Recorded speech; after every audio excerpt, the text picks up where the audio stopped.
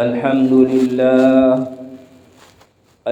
لله نحمده ونستعينه ونستغفره ونؤمن به ونتوكل عليه ونعوذ بالله من شرور أنفسنا ومن سيئات أعمالنا من يهده الله فلا مضل له ومن يضلله فلا هادي له ونشهد أن لا إله إلا الله وحده لا شريك له ونشهد أن سيدنا وحبيبنا ومولانا محمدا عبده ورسوله صلى الله تبارك وتعالى عليه وعلى آله وأصحابه أجمعين وبارك وسلم تسليما كثيرا كثيرا أما بعد فأعوذ بالله من الشيطان الرجيم بسم الله الرحمن الرحيم ومنهم من عاهد الله لئن آتانا من فضله لنصدقن ولنكونن من الصالحين فلما آتاهم من فضله بخلوا به وتولوا وهم معرضون وقال رسول الله صلى الله عليه وسلم ما نقصت صدقة من مال وقال عليه الصلاة والسلام ما خالطت الزكاة في مال إلا أهلكته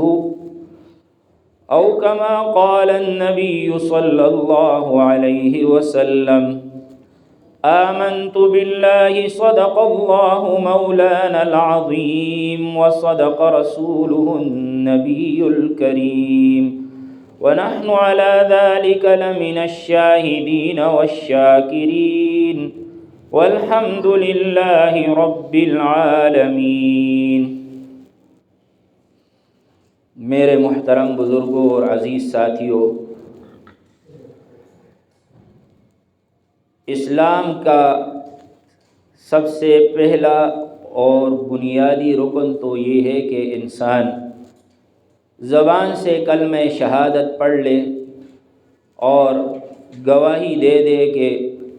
لا الہ الا اللہ محمد الرسول اللہ۔ اس کے بعد پھر دوسرے نمبر پر اسلام کا سب سے اہم رکن نماز ہے، اور تیسرے نمبر پر جو سب سے اہم رکن ہے وہ زکوٰۃ ہے، اور چوتھے نمبر پر جو بنیادی رکن ہے وہ رمضان کے روزے ہیں، اور پانچویں نمبر پر جو رکن ہے وہ ہے حج ادا کرنا، جس شخص کے اوپر حج فرض ہو اس کا حج ادا کرنا۔ یہ پانچ بنیادی چیزیں ہیں۔ اس لیے جیسے ہمارے اوپر ایمان لانے کے بعد نماز فرض ہے، اسی طرح ہر اس شخص پر زکوٰۃ بھی فرض ہے کہ جو صاحب نصاب ہو۔ قرآن کریم میں اللہ سبحانہ و تعالی نے نماز کے ساتھ ہی زکوٰۃ کا بھی حکم دیا، اقیموا الصلاۃ وآتوا الزکاۃ، نماز قائم کرو، زکوٰۃ ادا کرو، نماز قائم کرو، زکوٰۃ ادا کرو۔ اس لیے نماز کا قائم کرنا جیسے ایک دیندار آدمی کے لیے، مسلمان آدمی کے لیے ضروری ہے، ایسے ہی زکوٰۃ کی ادائیگی بھی ضروری ہے۔ ہمارے معاشرے میں عموماً ہم نماز کی ادائیگی کی اہمیت زیادہ سمجھتے ہیں، لیکن زکوٰۃ کی طرف سے غفلت ہے، اور بہت سے لوگ جو دیندار سمجھے جاتے ہیں ان کو بعض اوقات زکوٰۃ کے مسائل کا علم نہیں ہوتا، جس کی وجہ سے وہ صاحب نصاب ہونے کے باوجود بھی زکوٰۃ ادا نہیں کرتے۔ اور جب تک انسان زکوٰۃ ادا نہ کرے جب کہ اس پر زکوٰۃ فرض ہو تو وہ مکمل دیندار نہیں بن سکتا۔ اگرچہ وہ پوری داڑھی رکھ لے اور وہ 5 وقت تکبیر اولیٰ کے ساتھ نماز پڑھ رہا ہو، لیکن جب ایک رکن ادا کر رہا ہے اور دوسرا رکن ادا نہیں کر رہا تو اس کا دین ناقص ہے۔ اس لیے کہ نبی پاک صلی اللہ علیہ وسلم نے فرمایا بنی الاسلام علی 5، کہ اسلام کی بنیاد 5 چیزوں پر رکھی گئی ہے۔ تو اسلام کو نبی پاک صلی اللہ علیہ وسلم نے ایک ایسے خیمے سے تشبیہ دی ہے جس کے 5 ستون ہوں۔ خیمہ اگر آپ نے دیکھا ہو تو اس میں بڑی بڑی بانس لگے ہوتے ہیں، 4 طرف بانس ہوتے ہیں اور ایک بانس درمیان میں ہوتا ہے۔ وہ جو درمیان والا بانس ہوتا ہے وہ بھی سب سے بنیادی اور اہم بانس ہوتا ہے، اور جو چاروں طرف بانس ہوتے ہیں ان پر بھی خیمے کا مدار ہوتا ہے۔ تو یہ درمیان والا بانس ایسا ہے جیسے کہ ایمان، اگر ایمان نہیں ہے تو درمیان والا بانس اگر نہ ہو تو خیمہ کھڑا ہی نہیں ہو سکتا۔ اور جو چاروں اطراف میں بانس لگے ہوتے ہیں وہ ایسے ہیں جیسے کہ نماز، زکوٰۃ، روزہ اور حج۔ تو یہ ایمان کا خیمہ ان 5 ستونوں پر قائم ہے۔ اگر درمیان سے ایمان ہی گیا تو 4 بانس خود بخود گر جائیں گے، اور اگر چاروں بانسوں میں سے کوئی ایک بانس گر گیا تو وہ خیمہ کھڑا تو رہے گا لیکن وہ ادھورا ہوگا اور وہ ناقص ہوگا۔ اس لیے یہ چاروں بنیادیں دیندار بننے کے لیے، اسلام کے اندر پورا داخل ہونے کے لیے ضروری ہیں۔ قرآن پاک میں اللہ سبحانہ و تعالیٰ نے زکوٰۃ ادا نہ کرنے والوں کو بڑی سخت عذاب کی دھمکی دی ہے۔ چنانچہ ایک آیت میں اللہ سبحانہ و تعالیٰ کا ارشاد ہے وَالَّذِينَ يَكْنِزُونَ الذَّهَبَ وَالْفِضَّةَ وَلَا يُنْفِقُونَهَا فِي سَبِيلِ اللَّهِ، اور جو لوگ سونے اور چاندی کو جمع کرتے رہتے ہیں اور اللہ کے راستے میں اس کو خرچ نہیں کرتے، فَبَشِّرْهُمْ بِعَذَابٍ أَلِيمٍ، تو فرمایا ان کو دردناک عذاب کی خوشخبری سنا دیجئے۔ وہ عذاب کیا ہوگا اس کا ایک نقشہ آگے قرآن کریم میں اللہ نے کھینچا ہے۔ فرمایا یوم یحما علیہا فی نار جہنم، جس دن کے اس مال کو جہنم کی آگ میں تپایا جائے گا، جہنم کی آگ میں اس مال کو گرم کیا جائے گا۔ فتقوی بہا جباہہم وجنوبہم وظہورہم، اور جس نے زکوٰۃ ادا نہیں کی اس مال کے ساتھ اس کی پیشانی کو اور اس کی پشت کو اور اس کے پہلو کو داغا جائے گا، اور پھر اس سے کہا جائے گا ھذا ما کنزتم لانفسکم، یہ وہ مال ہے جو تم نے اپنے لیے جمع کر رکھا تھا، فذوقوا ما کنتم تکنزون، تو اب چکھو اس مال کا مزہ جس کو تم جمع کرتے رہتے تھے، اس مال کا مزہ چکھو۔ حدیث میں آتا ہے کہ جب یہ آیت نازل ہوئی تو صحابہ کرام رضی اللہ تعالی عنہم اجمعین یہ سمجھے کہ جو مال بھی تھوڑا بہت آدمی جمع کرے تو اس پر یہ وعید ہے، اس لیے ان کے اوپر یہ آیت بڑی مشقت والی اور بڑی بھاری گزری۔ تو حضرت عمر رضی اللہ تعالی عنہ نے صحابہ سے کہا کہ میں تمہارا مسئلہ حل کیے دیتا ہوں۔ تو حضور صلی اللہ علیہ وسلم کے پاس تشریف لے گئے اور نبی پاک صلی اللہ علیہ وسلم سے یہ سوال کیا کہ یا رسول اللہ، یہ آیت جو نازل ہوئی ہے یہ تو آپ کے صحابہ پر بڑی بھاری ہوئی ہے کہ آدمی کچھ بھی جمع نہیں کر سکتا کیونکہ یہ مطلق اس میں ذکر ہے۔ تو حضور صلی اللہ علیہ وسلم نے فرمایا کہ اس آیت کا یہ مطلب نہیں ہے کہ کچھ بھی جمع نہ کرو، مطلب یہ ہے کہ جو مال بھی تمہارے پاس جمع ہو اس کی زکوٰۃ ادا کر دیا کرو۔ تو جس کی زکوٰۃ ادا ہو جائے گی تو باقی مال تمہارے لیے پاک صاف ہو جائے گا، اور وہ اس کنز اور خزانے میں داخل نہیں ہے کہ جس کی وجہ سے قیامت کے دن عذاب ہوگا۔ اس لیے اگر کسی کے پاس اللہ کا دیا ہوا زیادہ مال ہے لیکن وہ اس میں سے زکوٰۃ ادا کر رہا ہے تو اس کے لیے یہ عذاب کی وعید نہیں ہے، بلکہ عذاب کی وعید صرف اور صرف اس کے لیے ہے کہ جو سونا، چاندی، نقدی مال تجارت جمع کر رہا ہے لیکن اس میں سے ہر سال جو اس پر زکوٰۃ فرض ہے وہ ادا نہیں کر رہا۔ اور سورہ نساء میں اللہ سبحانہ و تعالی نے ارشاد فرمایا وَلَا يَحْسَبَنَّ الَّذِينَ يَبْخَلُونَ بِمَا آتَاهُمُ اللَّهُ مِنْ فَضْلِهِ هُوَ خَيْرًا لَهُمْ، اور فرمایا ہرگز وہ لوگ جو اپنے مال میں کنجوسی اور بخل کرتے ہیں وہ یہ نہ سمجھے کہ ہمارے پاس جو مال جمع ہو رہا ہے یہ ہمارے لیے بہتر ہے۔ انسان تو یہ سوچتا ہے کہ میرے پاس اتنا جمع ہوا، اب میرا مستقبل بہتر ہو گیا اور یہ میرے بچوں کا مستقبل ٹھیک ہو گیا، اس کو اپنے لیے خیر سمجھتا ہے۔ لیکن اللہ سبحانہ و تعالیٰ فرما رہے ہیں کہ وہ ہرگز اپنے لیے اس کو خیر نہ سمجھے، اس کو اپنے لیے آئندہ کے لیے کوئی خیر اور بھلائی کی امید نہ سمجھے، بل ہوا شر لہم، بلکہ وہ مال جو جمع کیا ہوا ہے وہ ان کے لیے شر ہے۔ تو آپ یہ سوچیں ذرا کہ انسان کے پاس مال جمع ہے، سونا ہے، چاندی ہے، نقدی ہے، بیلنس ہے، ہم تو یہ سمجھتے ہیں کہ یہ اب میرے لیے بڑا اچھا ہو گیا، سرمایہ جمع ہوا اور خیر سمجھتے ہیں۔ لیکن جناب نبی کریم صلی اللہ علیہ وسلم نے اور اللہ سبحانہ و تعالیٰ نے قرآن کریم میں فرما دیا کہ یہ تمہارے لیے اچھا نہیں ہے بلکہ شر ہے۔ مطلب یہ ہے کہ اگر یہ نہ ہوتا تو شر نہ ہوتا، اور یہ جمع ہوا تو یہ تو تمہارے لیے شر بن گیا۔ اس لیے مال ہر حال میں خیر نہیں ہے، بلکہ مال خیر بھی بن سکتا ہے، شر بھی بن سکتا ہے۔ اگر مال صحیح طریقے سے انسان کمائے اور اس میں سے اللہ کا حق ادا کرے تو وہ اس کے لیے خیر بن جاتا ہے، اور اگر مال انسان صحیح طریقے سے نہ کمائے یا صحیح کمائے لیکن اس میں سے زکوٰۃ ادا نہ کرے تو وہی مال ہمارے لیے شر بن جائے گا۔ فرمایا سَيُطَوَّقُونَ مَا بَخِلُوا بِهِ يَوْمَ الْقِيَامَةِ، ان قریب جو مال ادا کرنے میں وہ بخل کر رہے ہیں اس کا طوق اور ہار ان کے گردن میں ڈالا جائے گا قیامت کے دن۔ اور طوق اور ہار کس طرح ہوگا اس کی وضاحت بھی جناب نبی کریم صلی اللہ علیہ وسلم نے فرما دی۔ ایک حدیث میں آپ صلی اللہ علیہ وسلم نے فرمایا اذا آتاہ اللہ عبدا مالا، کہ جب اللہ تعالیٰ کسی بندے کو مال عطا فرمائیں اور فرمایا فلم یؤدی زکوٰۃ مالہ، وہ اپنے مال کی زکوٰۃ ادا نہ کرے، تو فرمایا وہی مال قیامت کے دن دو بڑے زہریلے اور ہیبت ناک اژدہوں کی صورت میں اللہ تعالیٰ اس کو بنا دیں گے۔ اسی مال کو جو جمع کیا تھا وہ بڑے بڑے اژدہا کی صورت میں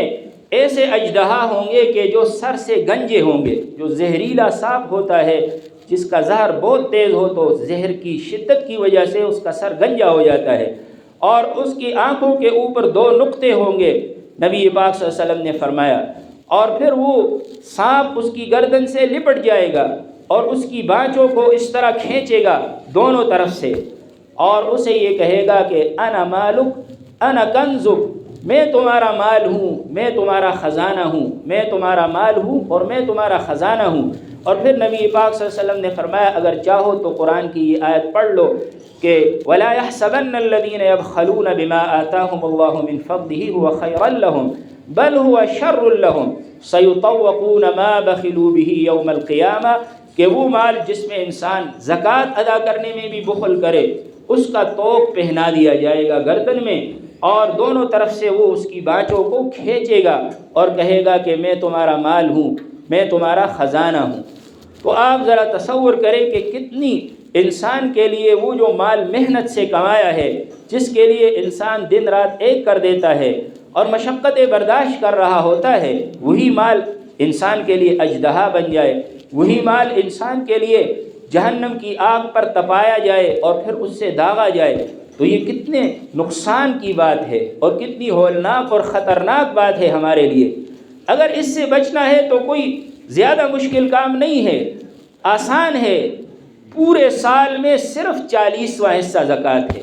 یہ اللہ تعالیٰ کا کتنا رحم اور کرم ہے کہ جو مال اللہ نے خود ہمیں عطا فرمایا، اللہ کی عطا ہے، ہمارا کوئی اپنا کمال نہیں ہے۔ اگر اللہ نہ دے تو آپ بڑے بڑے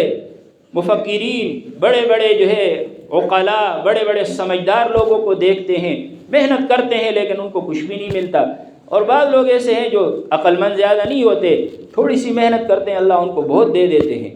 تو یہ اللہ کی عطا ہے۔ اب اللہ تعالیٰ اگر حکم دیتے کہ سارا خرچ کرو میرے راستے میں تو اللہ کو حق حاصل تھا، کیونکہ اللہ ہی کا دیا ہوا ہے۔ لیکن اللہ سبحانہ و تعالیٰ نے یہ نہیں فرمایا سارا خرچ کرو، یہ بھی نہیں فرمایا آدھا خرچ کرو، یہ بھی نہیں فرمایا چوتھائی خرچ کرو، یہ بھی نہیں فرمایا 5واں حصہ خرچ کرو، یہ بھی نہیں فرمایا کہ سارے مال کا 10واں حصہ خرچ کرو، 20واں بھی نہیں، 30واں بھی نہیں، بلکہ 40واں حصہ۔ بہت کم بنتا ہے یہ 40واں حصہ۔ ایک چیز کو آپ 40 حصوں میں، ایک دیگ ہے، تقسیم کریں تو ان میں سے، اس دیگ میں سے صرف 40 حصوں میں سے ایک حصہ آپ دے دیں، 39 آپ کے ہو گئے۔ تو یہ کوئی اتنا مشکل نہیں ہے، انسان پر بھاری نہیں ہے، لیکن یہ ہے کہ انسان چونکہ شیطان اس کو ورغلاتا ہے اور اس کو دھوکہ دیتا ہے، اس لیے انسان یہ سمجھ بیٹھتا ہے کہ اگر میں زکوٰۃ دوں گا تو میرا مال کم ہو جائے گا۔ اللہ سبحانہ و تعالیٰ نے قرآن کریم میں فرمایا الشیطان یعدکم الفقر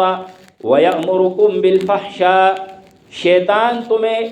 فقر سے ڈراتا ہے، شیطان تمہیں ڈراتا ہے کہ تم غریب ہو جاؤ گے، اگر زکوٰۃ دو گے تو تمہارا مال کم ہو جائے گا، کل کو اپنی اولاد کی شادی بھی کرنی ہے، کل کو آپ نے مکان بھی بنانا ہے، کل کو حج بھی کرنا ہے، یہ تمام ضروریات سامنے لا کر وہ کہتا ہے اگر زکوٰۃ دو گے تو پیچھے کیا بچے گا۔ یہ شیطان کا دھوکہ ہوتا ہے۔ اسی وقت انسان یہ پڑھ لے اعوذ باللہ من الشیطان الرجیم، اس لیے فرمایا الشیطان یعدکم الفقر ویأمرکم بالفحشاء، اور وہ تمہیں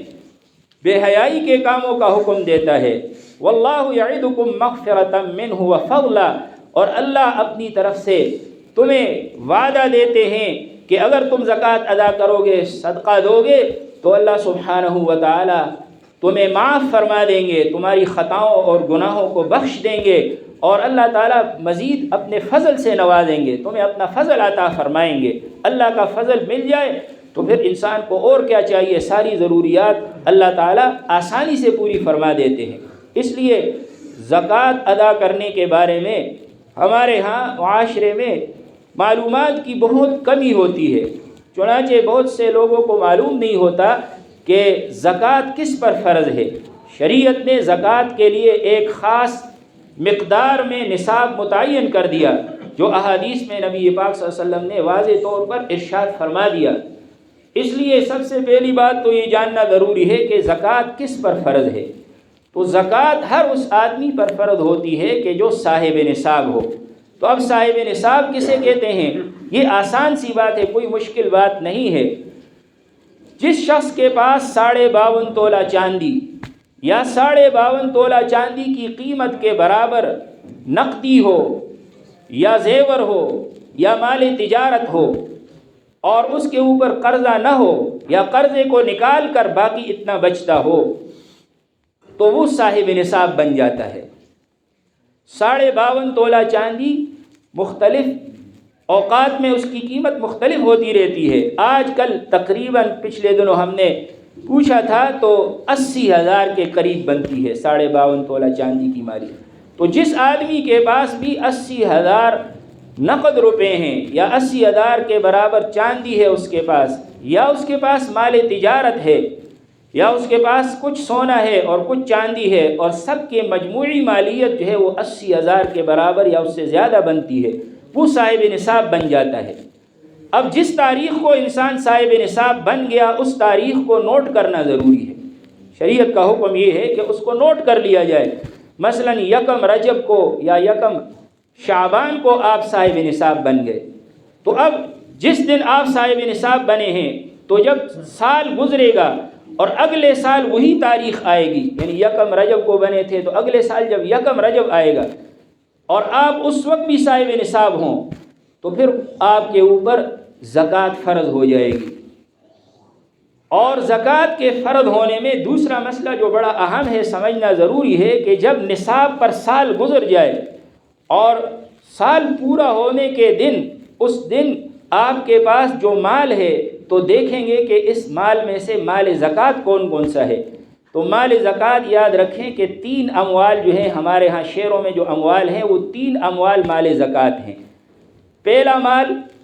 نقد رقم ہے، چاہے وہ روپے کی صورت میں ہو، ڈالر کی صورت میں ہو یا کسی اور کرنسی کی صورت میں ہو۔ دوسرا مال ہے زیور، چاہے سونے کا زیور ہو یا چاندی کا زیور ہو۔ البتہ اس کے علاوہ جو زیورات ہوتے ہیں جو سونے چاندی کے نہیں ہیں، باقی دھاتوں کے ہیں یا ہیرے جواہرات ہیں، تو ان میں زکوٰۃ فرض نہیں ہوتی، صرف سونے چاندی کا زیور۔ اور تیسرا جو مال ہے وہ ہے مال تجارت۔ مال تجارت ہر اس مال کو کہتے ہیں جس کو آگے بیچنے کی نیت سے آپ نے خریدا ہے کہ میں اس کو آگے بیچ کر نفع کماؤں گا، وہ مال تجارت ہے۔ چاہے وہ آپ کی دکان میں کوئی سامان پڑا ہوا ہے، چاہے وہ آپ نے کوئی گاڑی خریدی ہوئی ہے، چاہے آپ نے کوئی جائیداد خریدی ہے لیکن اس نیت سے خریدی ہے کہ میں اس کو آگے بیچوں گا، تو اس کو مال تجارت کہا جاتا ہے۔ یہ تین مال جو ہیں ان پر زکوٰۃ فرض ہے۔ اس کے علاوہ آپ کے پاس اگر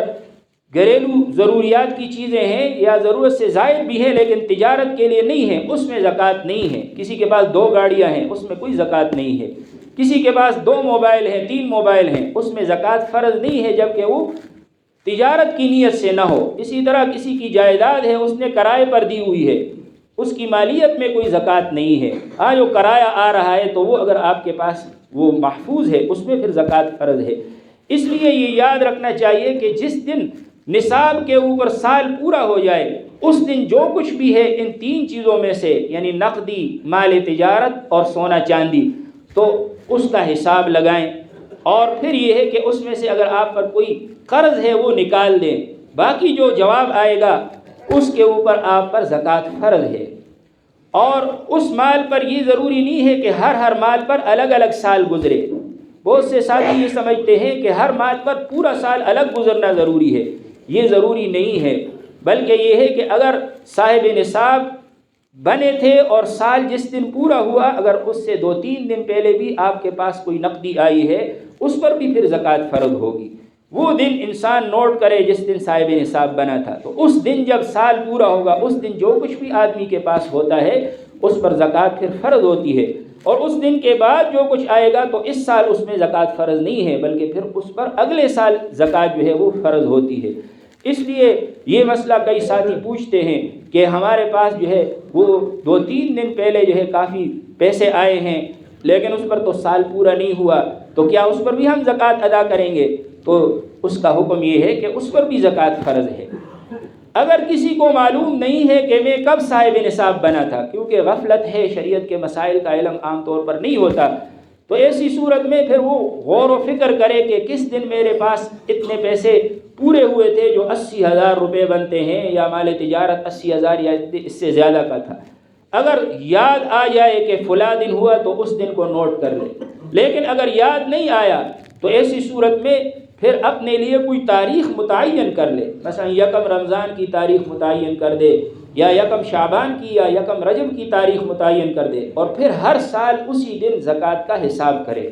اور اس دن پھر زکوٰۃ کا حساب کر کے مکمل حساب کر کے اپنے پاس لکھ لے۔ اگر فوری طور پر آپ زکوٰۃ ادا کر سکتے ہیں تو اسی دن زکوٰۃ ادا کر دیں تو یہ زیادہ اچھا ہے، لیکن اگر فوری طور پر زکوٰۃ ادا نہیں کر سکتے تو پھر اپنے پاس وہ مقدار لکھ لیں کہ اتنی مجھ پر زکوٰۃ فرض ہے، اور پھر آہستہ آہستہ رفتہ جتنا آپ ادا کر سکتے ہیں تو اتنی زکوٰۃ آپ ادا کرتے رہیں۔ اس سے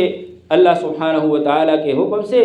آپ ذمہ داری سے بری ہو جائیں گے۔ اسی طرح ایک اہم مسئلہ اس میں یہ بھی ہے کہ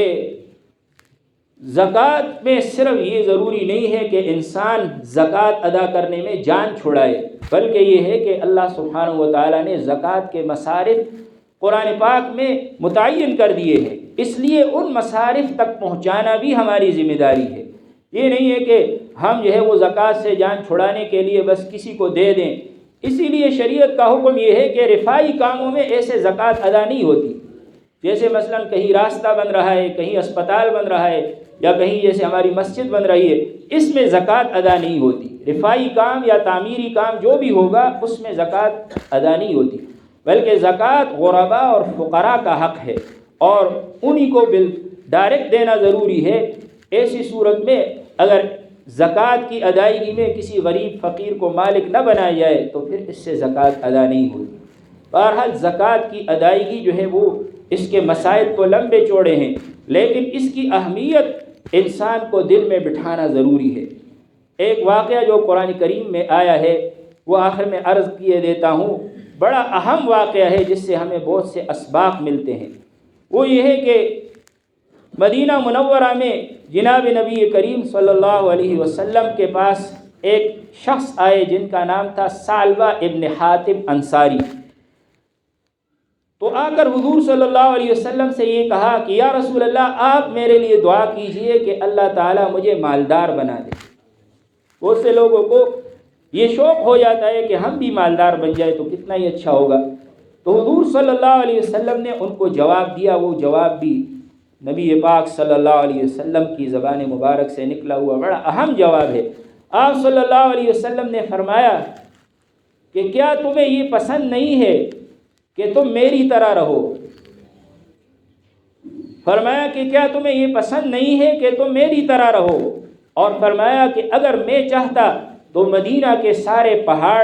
سونا بن کر میرے ساتھ ساتھ چلتے اور میں ان میں سے خرچ کرتا، لیکن مجھے ایسی مالداری پسند نہیں ہے، اس لیے ان کو ٹال دیا اور فرمایا کہ ایسا تمہارے لیے کوئی اچھا نہیں ہے کہ مالدار بن جاؤ۔ لیکن ان کو شوق تھا، دوبارہ پھر اگلے دن آئے اور پھر کہنے لگے کہ یا رسول اللہ آپ میرے لیے دعا فرمائیں اللہ مجھے مالدار بنا دے، اور یہ بھی کہا کہ میں اس عہد کے ساتھ آپ سے یہ درخواست کرتا ہوں کہ اگر اللہ نے مجھے مال دیا تو میں اس میں سے غریبوں کا حق ادا کروں گا۔ تو حضور صلی اللہ علیہ وسلم نے اس کے لیے دعا فرمائی اور اللہ تعالیٰ کے سامنے ہاتھ پھیلائے اور فرمایا یا اللہ اسے مالدار بنا دے۔ حضور صلی اللہ علیہ وسلم کی دعا ہو اور نبی آخر الزمان کی زبان سے نکلی ہوئی ہو تو ظاہر ہے وہ تو قبول ہی ہونی تھی۔ چنانچہ اس شخص کے پاس بکریاں تھیں اور ان بکریوں میں آپ کی دعا کی برکت سے اتنا اضافہ ہوا کہ وہ مدینہ میں قریب ہی رہتا تھا لیکن اس کی جگہ تنگ پڑ گئی۔ چنانچہ اس نے بکریوں کو سنبھالنے کے لیے کچھ دور جگہ لی اور وہاں جا کر پھر یہ ہے کہ پہلے وہ 5 وقت کی نماز میں حضور صلی اللہ علیہ وسلم کے پیچھے نماز پڑھتا تھا، اب جو ہے وہ صرف ظہر اور عصر کو آتا تھا، باقی نمازیں نہیں پڑھتا تھا۔ پھر اس کا مال مزید بڑھ گیا اور جب اور اضافہ ہوا تو اور دور چلا گیا، تو اب یہ ہے کہ صرف جمعے کو آتا تھا، باقی دنوں میں نہیں آتا تھا۔ جب اس کا مال مزید اور بڑھ گیا تو پھر بہت دور مدینے سے چلا گیا اور پھر جمعے کا آنا اور جماعت میں شرکت کرنا سب ختم ہو گئے۔ تو نبی کریم صلی اللہ علیہ وسلم تو اپنی ساتھیوں پر نظر رکھتے تھے، تو حضور صلی اللہ علیہ وسلم نے پوچھا کہ ثعلبہ کا کیا ہوا؟ تو لوگوں نے حضور صلی اللہ علیہ وسلم سے کہا کہ وہ تو بہت دور چلا گیا، اب مال اس کا اتنا بڑھ گیا وہ یہاں نہیں آ سکتا۔